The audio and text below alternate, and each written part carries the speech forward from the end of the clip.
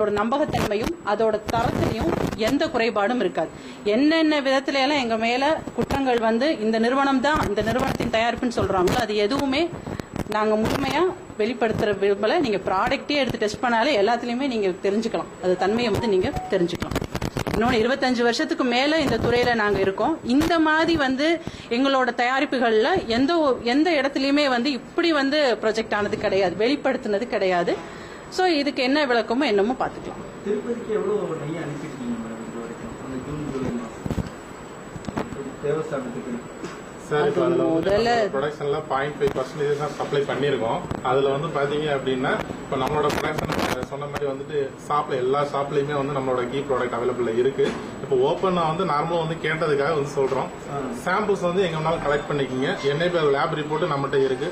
Tirupati TTDக்கு samples அனுப்புறப்பையும் நாங்கள் வந்து NABL lab ரிப்போர்ட்டோடய தான் அனுப்பியிருக்கோம். அதில் எந்த ஒரு